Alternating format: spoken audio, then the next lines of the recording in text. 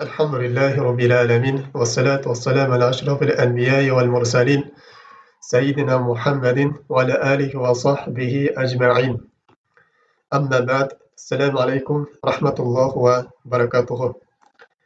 Урматтуу мусулман бир тууганым, бүгүн дагы кыскача токтолуп кетүүчү темабыз бул адептүүлүк, адеп акылак тууралуу болмокчу.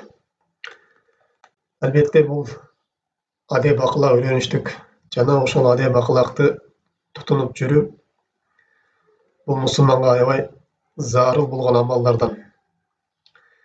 Мусулманды кооздой турган, мусулмандын чыныгы мусулман экенинен кабар берип тура турган, мусулмандын чыныгы мусулман экендигин көркүн чыгара турган амалдардан болуп эсептелинет. Анткени бүгүнкү күндө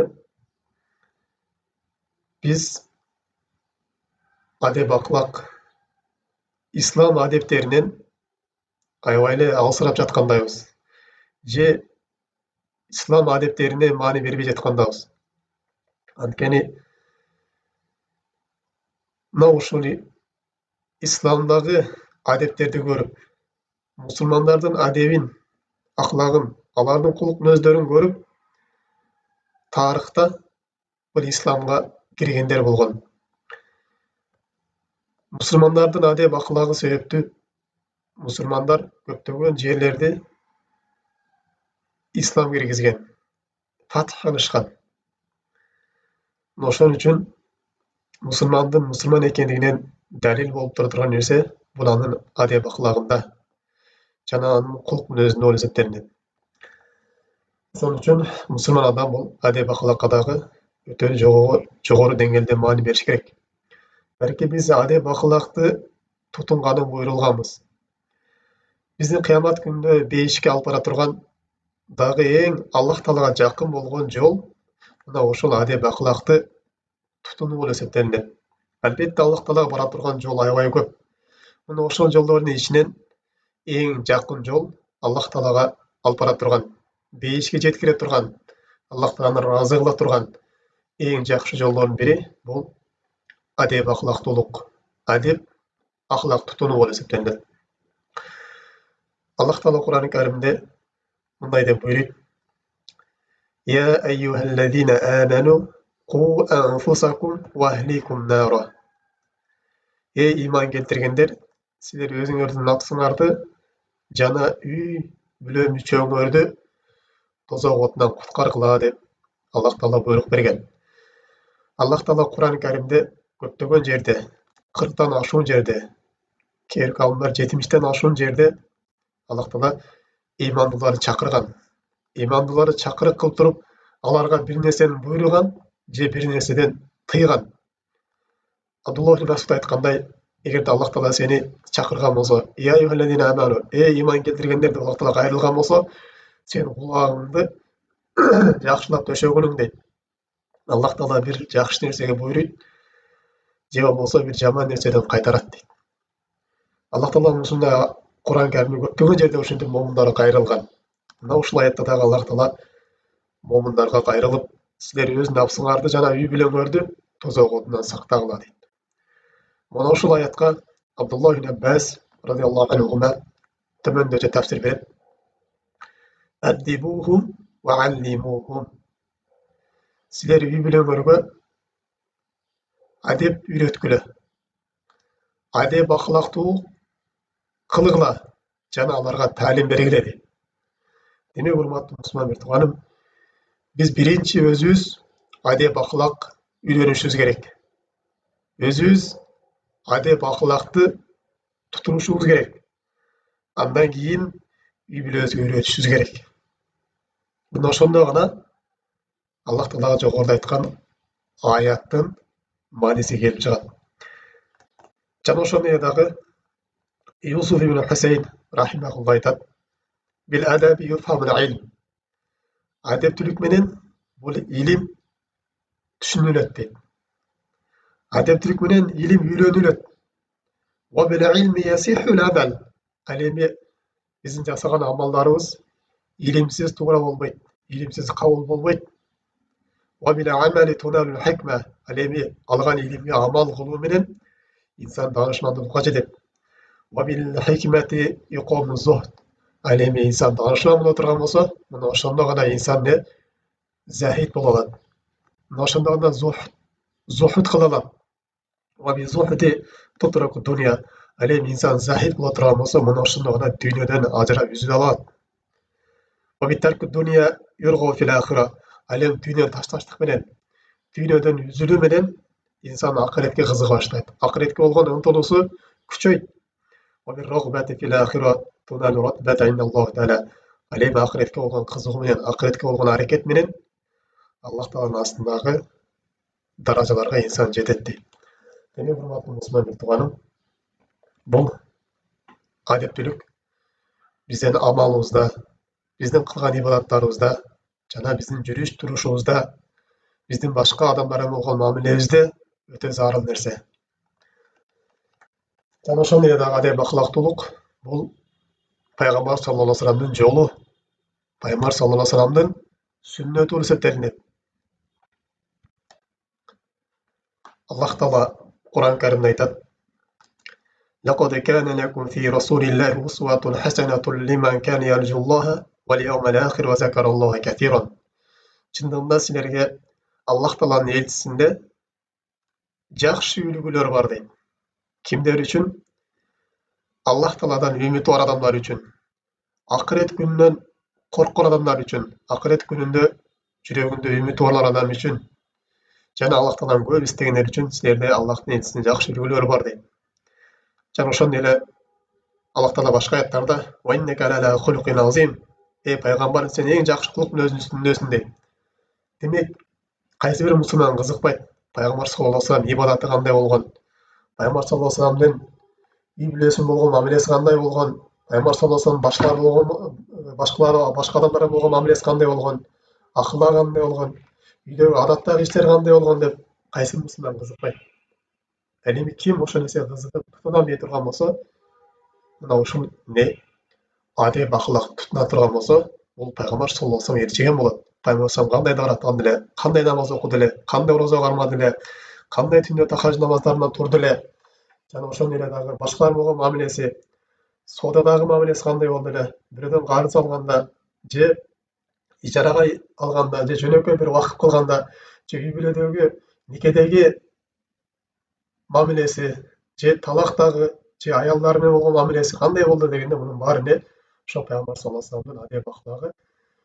Ушул биз адеп аклак тутуна турган болсок, пайгамбар саллаллаху алейхи вассаламдын ушул не тутунган жолун тутунган болуп эсептелебиз. Жана ошондой эле пайгамбар саллаллаху алейхи вассаламдын адеп аклагы кандай болду эле, кошунасына болгон адеп аклагы, өзүнүн жүрүш турушундагы адеп аклагы, балдары менен болгон адеп аклагы, ата энеси менен болгон, бир туугандары менен болгон мамилеси кандай болду эле, мунун баарын эгерде киши үйрөнөм дей турган болсо, анда адеп акылга үйрөнүш керек. Жана ошондой эле пайгамбар саллаллаху алейхи вассаламдын дагы тамак ичкени кандай болду эле, жатканы кандай болду эле, уктаганы кандай болду эле, кандай басты эле пайгамбар саллаллаху алейхи вассалам, кандай отурду эле, сапарга чыкканда эмне кылат эле, уунан мингенде эмне кылат эле, эртең менен турганда кандай кылат эле, бирөөлөр менен сүйлөшкөндө кандай кылат эле, мунун баары пайгамбар саллаллаху алейхи вассалам адеп акылга кандай болду эле деп инсан эгерде пайгамбар саллаллаху элчийин дей турган болсо, сөзсүз түрдө адеп акылакты тутунуусу керек. Ушул пайгамбар саллаллаху алейхи вассалам элчиге болуп эсептелинет. Анткени пайгамбар саллаллаху алейхи айтат: "Мен атаани дахалал жанна, ва мен асани факад аба". Ким мага моюн суна турган болсо, ким менин жолумду тутуна турган болсо, ким мени үлгү кармап, мен артыман ээрчий турган болсо, мына ушул адам бейишке кирди дейт. Ал эми кимдеги мени үлгү кармабастан башка бир батыштын адамдарын, башка бир кафырларды өзүнө үлгү кармап, ошолордун жүрүш турушун өзүнө окшотуп, ошолор кийингендей кийинип, ошол отургандай отуруп, ошол отургандай туруп, ушундай башка бирөөлөргө өзүн окшотура турган болсо, бул адам мага күнөөкөр болду, бул адам бейишке кирүүдөн баш тартты дейт. Демек, урматтуу мусулман тууганым, биз адеп акылак тутунуубуз бул пайгамбар саллаллаху алейхи вассаламга ээрчиген менен барабар. Демек, сиз өзүңүздүн үй бүлөңүз, бала чакаңыз Аллах Тааланын ибадатына чоңойсун дей турган болсоңуз, анда алерге адеп акылак үйрөтүңүз. Ислам адептерин үйрөтүңүз. Чай ичкендеги, кошунадагы, ата энеси менен болгон адеп аклагы, ибадаттагы адеп аклагы, жада калса жаратылыш менен болгон адеп акылак дагы бар бизде. Айбанаттар менен болгон адеп акылак бар бизде. Үй жаныбарлар менен болгон адеп акылак бар бизде. Ушунун баарын сиз балаңызга үйрете тұрған болсаңыз, бұл Аллах Тааланың ибадатында чоңоёт. Аллахтың пайғамбар саллаллаху алейхи көргөзген жолда чоңоёт. Жана ошону эле дагы сиз өз балаңызды же өзүңүздүн чыныгы мусулманмын, пайгамбарга элчимин, пайгамбар өзүн үлгү тутам дей турган болсоңуз, аны сөзсүз адеп акылакты үйрөнүп, ана ушул нерсеге амал кылышыңыз керек. Андан кийин дагы бул адеп акылак үйрөнүү бул инсан мусулмандын көзгөсүн, мусулмандын сыпаттарын башкаларга көргөзө алат. Башкаларга өзүнүн чыныгы мусулман экендигине үлгү тутуп, үлгү көргөзүп, башкалардын бул ислам динине келүүсүнө чоң себепкер болот. Мындайча айтканда башкаларга даават бул. Кудватул хасана. Башкаларга жакшы үлгү болуштук, ислам кандай экендигин көргөзүштүк. Эгерде сиз исламдын адеп акылактарын тутунбай турган болсоңуз, исламдын кулк мүнөздөрүн карамай турган болсоңуз, башка инсандар, башка диндегилер сизден исламды көрөт. Эгер сиздин адеп акылыңыз начар болуп турган болсо, адеп акылыңыз өтө эле бир кулк мүнөзүңүз начар болгон болсо, ислам ушундай болгон болсо, мындай ислам бизге керек эмес деп, сиз инсан өзүңүздү эле эмес, балким башка инсандардын да динге келишинен, башка инсандар да бул ислам динин тутунушунан, башка инсандар да ушул ислам динин карманып, кыямат күнүнө бактылуу болуусунан аларды качырасыз.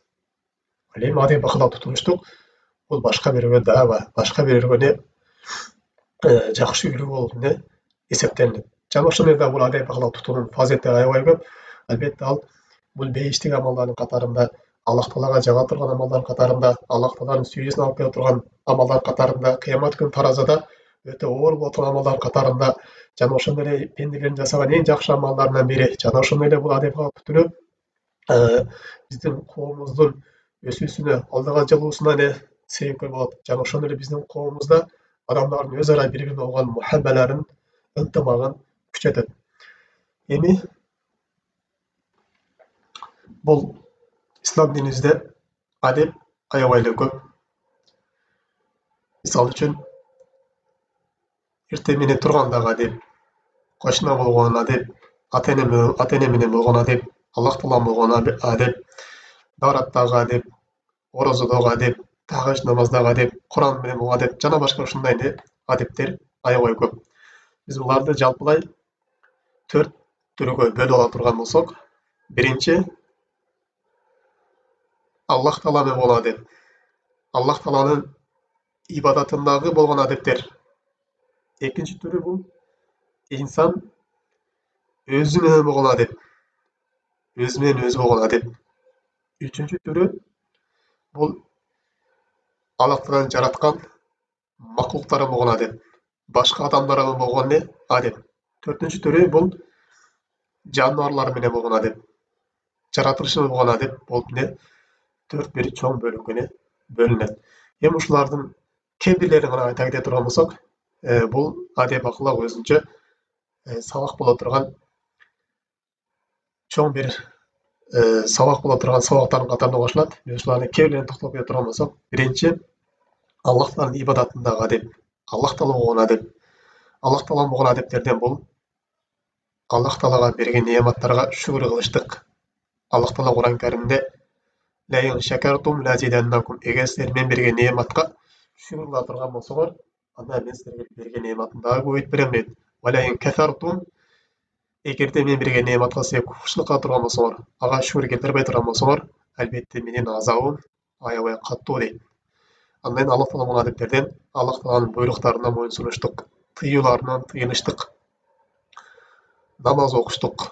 Аллах Таалага шүгүр иретинде намаз окуштук. Эгерде зекетиңиз өлчөмү зекетке жетип калган болсо, малыңыздын өлчөмү зекетти бериштик. Арам иштерден тыйылыштык, зынадан алыс болуштук. Мына ушулардын баары Аллах Тааланын буйруктарына моюн сунуу болуп эсептелинет. Кимдеги Аллах Тааланын буйруктарына моюн сунбай турган болсо, Аллах Тааланын тыюуларынан тыйылбай турган болсо, бул Аллах Таалан болгон адеп акылактын эң жаман түрүн тутунуптур. Аллах Таалан болгон адеп акылак сакталаптыр. Бул адеп акылак эң начар, бузук адам болуп эсептелинет. Кимдеги ошол ла иляха иллаллахтын маанисин түшүнбөй турган болсо, ла иляха иллаллахга амал кылбай турган болсо, бул дагы өтө адеп акылагы, Аллах Таалан болгон адеп акылагы начар экендигине кабар берет. Демек, Аллах Таала болгон адептерден бул некен ла иляха иллаллахты үйрөнүштүк, анын фазилеттерин үйрөнүштүк, анын маанисин түшүнүштүк, анын талап кылган талаптарына жооп бериштик, анын үстүртөн болгон маанисин түшүнүштүк же анын терең болгон маанисин түшүнүштүк. Жана ошондой эле ушул ла иляха иллаллахты амал кылып жашаштык. Бул дагы Аллах Таала болгон адептердин бири. Андайда Аллах Таала болгон адептерден бул Аллах Тааладан уялыштык. Аллах Тааладан уялып, кыямат күнүндө Аллах Таалага жолуга турган күнгө даярдык көрүштүк. Эртең кыямат күнүндө Аллах Таалага жолукканда менин кандай амалым бар? Эртең Аллах Тааланын астында, эртең кыямат күнүндө Аллах Тааланын астында турамын. Ушул дүйнөдө кылган иштеримге кандай жооп берем деп, мына ушул нерсеге кам көрүштүк. Албетте баарыбыз бул дүйнөдөн кетебиз. Бул дүйнөдө түбөлүктүү калган эч ким болгон эмес. Бул биздин жашообузда баарыбызга күндөй ачык болуп турган нерсе. Ошон үчүн инсан кыямат күнүнөн коркуш керек. Бул дүйнөдө кылган иштердин ар бирин ойлонуш керек. Албетте бул дүйнөдө сиз бир жаман ишти кылып инсандардан кутулуп кетишиңиз мүмкүн. Бирок кыямат күнүнө барганда Аллах Тааладан эч качан кутула албайсыз, эч жакка кача албайсыз. Мына ошол күндү ойлонуп, ошол күнгө даярдык көрүштүк. Эми Аллах Тааланын ибадатында болгон адептерден бул давраттагы адеп, оразодогу адептер жана ошондой эле дагы кыямул лайл кылыштык. Түндө тахажжуд намаздан турганда ошонун адептерин тутунуштук. Жана ошондой эле Куран болгон адепке да бекем болуштук. Албетте Куран биздин жашообузда аябай негиздүү нерсе. Пайгамбар саллаллаху алейхи вассалам айткан: "Хайрукум ман таалламал Куран ва алламаху". Силердин эң жакшыңар Куран үйрөнүп, башка үйрөткөнүңөр деген. Куран бул Аллах Тааланын сөзү. Биз бул Куранды окуп эле койбостон, анын маанисин түшүнүшүбүз керек. Анын маанисине биз тафаккур кылышыбыз керек, ой калчап көрүшүбүз керек. Жана ошондой эле бул Куранды биз бүгүнкү күндө көпчүлүгүбүз Куранды окуганды билбейбиз. Аны тафаккур кылган, анын маанисин түшүнгөн, анын тафсирин окуган бул жакта турсун, окуганды билбейбиз. Мына ушул Куранды окуганды биз аракет кылышыбыз керек, тырышышыбыз керек. Албетте ким эмнени аракет кылып изденген болсо, Аллах Таала ал нерсени берип коет. Аллах Таалага бул жеңил нерсе. Болгону сизден бир аз сабыр керек, бир аз аракет керек. Бүгүнкү күндө бул Куран үйрөнөм дей турган болсоңуз, аябай кенен онлайн сабактар аябай көп. Жөнөкөй деле барып, мечитке барып, жөнөкөй деле бирөөдөн үйрөнөм дей турган болсоңуз, бүгүнкү күндө Куран окуй алаткандар көп, устаздар көп. Ошолордон барып сабак алганыбыз аракет кылышыбыз керек. Эгерде ушул нерсени биз аракет кылбай турган болсок, бул нерсенин дагы кыямат күнүнүн эсеп кысабы толук болуп калышы мүмкүн. Анткени биз Курандын ар бир окуган тамгасына сооп алабыз. Курандын ар бир тамгасына сиздин жүрөгүңүз тазаланат. Курандын ар бир тамгасына сиздин күнөөңүз кечирилет. Ар бир аятты окуган сайын сиздин даражаңыз көтөрүлөт. Бул дүйнөдө эле эмес, акыретте дагы көтөрүлөт. Сиздин кабырыңыз нурданат.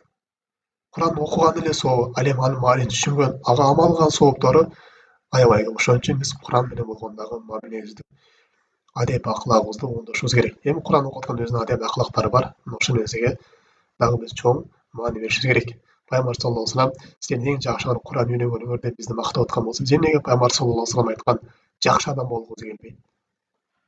Неге мына ошол нерсеге аракет кылбайбыз? Ооба, сиз башка дүйнө илимдерин үйрөнүп, башка адамдардын астында өзүңүздүн малыңыз менен, мүлкүңүз менен, башка дагы бир илимиңиз менен авторитетиңиз болушу мүмкүн. Бирок Аллах Тааланын астындагы авторитетиңиз, пайгамбардын астындагы авторитетиңиз, аброюңуз Куран менен көтөрүлөт. Пайгамбар ушу сөз менен көтөрүлөт. Куранды окуп, башка үйрөткөнүңүз менен сиздин аброюңуз, сиздин даражаңыз Аллах Тааланын астында көтөрүлөт. Кыямат күнүндө сиздин жүзүңүз нурлуу болуп турат. Кыямат күнү адамдар кыйналып аткан кезде сиз Куран себептүү, Куран сизге шафаат кылып, сизди кыйналып аткан жерден сизди куткарып берет. Ошон үчүн биз Куранга дагы чоң маани беришибиз керек. Андан дагы Аллах Тааланын ибадат адептеринен бул дуа. Дуанын дагы өзүнүн адептери бар. Биз маани беришибиз керек. Дуа бул жалгыз Аллах Тааланын өзүнө гана кылынат. Аллах Тааладан башка эч кимге кылынбайт. Кабыр болсун, же бир дарак болсун, суу болсун, же бир аулия болсун, алардан дуа эч качан суралбайт. Барды Алладан биз дуа кылып сурабайбыз. Бир гана Аллах Тааланын өзүнө гана кылыш керек. Дуа кылып сураныш керек. Жана дуа кылып аткан өзүнүн адептери бар. Дуанын кабыл болуп аткан учурлары бар. Дуанын кабыл болсун тыйып кое турган амалдар бар. Мына ушул нерсени үйрөнүп, биз бул нерселерге дагы амал кыла турган болсок, акыретибизге чоң пайда алган болобуз. Эми ибадат, башка ибадаттар, адептер дагы аябай көп. Эми экинчи түрү бул не дедик? Инсан өзүнүн нафсы болгон адептерди үйрөнүштүк, тутунуштук. Өзүнүн нафсы болгон адептер кандай дегенде, бул эртең менен тургандагы адеби, кийим кийгендеги адеби, көчөдөгү баскандагы адеби, сүйлөгөндөгү адеби. Мына ушул нерседе инсан үйрөнүп маани бериш керек. Исламда кандай кийим кийсе болот, кандай кийим кийсе болбойт. Эркектерге кандай кийим тыюу салган, аялдар кандай кийим жүрүш керек. Бул нерседе инсан маани берип адептерди үйрөнүп туруп ушул нерсени амал кылыш керек. Сүйлөгөндө дагы ислам биз тилибизди жөн эле бош коюп жиберген эмес. Биз ар бир сүйлөгөн сөзүбүз жазылат. Бул нерсеге эсеп кылсак беребиз. Ошону сүйлөгөндө биз адеби үйрөнүп ал нерсеге маани беришибиз керек. Албетте сөздөр кээде арам болуп калат, кээде сүйлөшүшүңүз важип болот, кээде мустахаб болот, кээде макрух болот, кээде мубах болот. Буну да биз үйрөнүшүбүз керек. Пайгамбар салам кандай сүйлөдү эле. Ушул нерсени үйрөнүп пайгамбар саламга ээрчи турган болсок, албетте чоң нерсе пайда алабыз. Андан кийин инсан кечинде жаткандагы адеби, ошол адептерди инсан өзүнүн болгон адепти үйрөнүш керек. Жанагыдай инсан өзүнүн болгон адептери бул инсан тазкияти нафс, өзүн өзүн тазалаштык. Мындайча айтканда, тахлия ва тахлия деп коет. Тахлия деген бул жаман амалдар ташташтык, күнөө иштерден алыс болуштук. Тахлия деген бул жакшы амалдарды көбөйтүштүк. Инсан мына ушул нерсе менен өзүнүн болгон адепти тутунуштук. Жана ошондо инсан өзүнүн болгон кулк мүнөзүн да оңдоштук. Жана ушул сыяктуу инсандын өзүнүн болгон адеп акылыктары бар. Ушул нерсени үйрөнүп амал кылыштык. Андан кийин башка Аллах Таала жараткан махлуктар менен башка адамдарга болгон мамиле. Бул башка адамдар менен болгон адеп эки түргө болот. Биринчиси сизге тийиштүү адамдар, экинчиси жалпы мусулмандар болгон адептер. Мейли ал кафир болсун, насрани болсун, ушулар болгон адептер менен адеби дагы бар. Биринчи өзүңө жалпы тийиштүү адамдар менен өзүңүздүн ата энеңиз болгон адеп. Ата эне болгон адепке өтө жогору деңгээлде маани бериш керек. Бул ата эне сиздин бейишиңиз болот же сиздин дозогуңуз болот.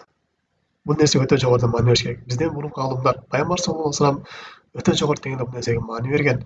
Аллах Таала Кур'ан Каримде көп жерде бул ата энеңерге жакшылык кылгыла деп бизди буйруган. Ал эми тескеринчеси бул ата энеңерге уф деген сөз дагы айтпагыла деген. Ата энени ыраазы кылып, анын ыраазычылыгын алып калыштык. Ата эне болгон мамилени, адеп акылакты эң жогорку сүрөттө тутунуштук зарым болуп эсептелет. Андан кийин өзүңүздүн кошунаңызга болгон адеп, өзүңүздүн бир тукандарыңызга болгон адеп. Булар дагы аябай зарыл адептер. Биз ушул нерсени үйрөнүп туруп, ушул нерсеге тутунушубуз керек. Жана андан кийин өзүңүздүн балдарыңыз менен адеп. Өзүңүздүн балдарыңыздын үстүндө сизде акылар бар экенин билесизби? Мына ушул акыларды үйрөнүп биз анын акысын беришибиз керек. Кыямат күнүндө суралабыз мына ушул акыларынан. Балдарыңыздын акылары бар сиздин үстүңүздө. Сөзсүз ушул нерсенин адебин үйрөнүп, бул нерсени балдарга бербей турган болсо, албетте балаңызга да зыян кылган болосуз, өзүңүзгө да зыян кылган болосуз. Алардын тарбиясын үйрөнүп, башкага үйрөтүштүк. Тарбиясын өзүңүз үйрөнүп, балдарыңызга үйрөнүштүк. Бул сизге важип нерсе. Тарбия бул сиздин колуңузда алар тарбиясын сиз үйрөнүшүңүз керек. Аллах Таала сизге милдет кылган бул нерсени. Жана жогоруда биз аятта айткандай эле. Эми биз өзүбүз тарбия болбой турган болсок, өзүбүз жакшы үлгү боло албай турган болсок балдарыбызга, анан кантип эртең келечекте ушу балдарыбыздын жакшы бир жакшылыктарын үмүт кылып отурабыз. Албетте баланын тарбиясы оңолуш үчүн сөзсүз түрдө биринчи дуа кылыш керек. Андан кийин ата эне өзү солих болуш керек, намазга болуш керек, жакшы адеп акылактагы, жакшы кулк мүнөздө болуш керек. Балага ошондой жакшы үлгү болуш керек. Мына ошондо гана анын баланын тарбиясы оңолот. Бул нерсеге да бизден жогору маани беришибиз керек. Андан кийин үй бүлөдөгү эр күйөөнүн ортосунда дагы адептер бар. Экөөнүн бири-биринин үстүндө болгон акылары бар. Бул никеден кийин болду бүттү эмес, макыр берди болду, той болду, ошону бүттү эмес. Жок, кийин жашоо үйлөнүп уланып кетсин дагы экөөнүн бири-бирине болгон акылары бар, адептери бар. Ушул нерсени тутуна турган болсок, мына ошондой биздин үй бүлөдө бактылык болот. Мына ошондой үй бүлөдө бизде ажырашуулар аз болот. Мына ошондой үй бүлөдө бизде ынтымак болот. Бири-бирине болгон сүйүү, бири-бирине болгон сыйлоо, урматтоо пайда болот. Аны бири-биринин акысын бербей турган болсо, бири-бирине адеп тутунбай турган болсо, бири-бирин кемсиз сүйлөй турган болсо, бири-бирин дагы бир нерселерди айтып кыйнай турган болсо, кандай бактылык биз деп атабыз анда, каяктан ынтымак келет бизге? Ошон үчүн бул нерсеге да биз чоң маани берип, адепти үйрөнүп, ушул нерсени амал кылышыбыз керек. Андан кийин башка жалпылай башка элдер болгон мамиле. Мисалы үчүн, соода саттыктагы мамиле. Пайгамбар салам айткан, Аллах Таала ошо бир кишини райынан алсын, бир кишиге бейиш болсун. Ал товар алганда дагы же товар сатканда дагы ушундай бир самха дейт, жеңил соода кылат дейт. Адамдарды алдабайт дейт. Жакшы мамиле кылат алар менен дейт. Адеп акылагын сактайт дейт. сатканда дагы, алганда дагы адамдарды алдабайт дейт. Айыптарын айтып сатат дейт. Ошол адамдардын соодасында береке болот. Жана дагы башка сооданын өз адептери бар. Кайсы нерсени соода кылса болот, кайсы нерсе соода кылса арам болуп калат.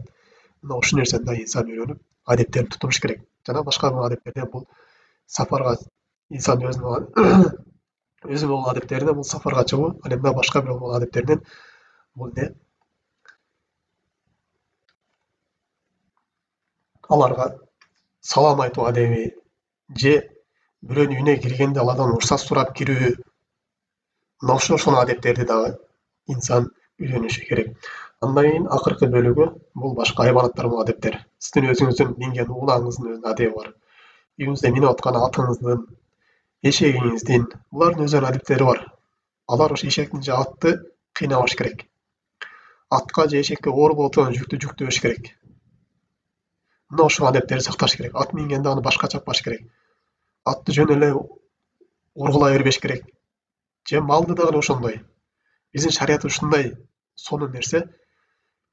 Бизге жада калса айбанаттар болсун, жада калса жаны жок нерселер болгон болсо да ошол нерсенин адебин бизге динибиз үйрөткөн. Ошол Абдулла Масайд айтат, бизге Пайгамбар саллаллаху алейхи вассалам ашмандагы учкан куштун дагы ийибин бизге үйрөтүп кетти деген да.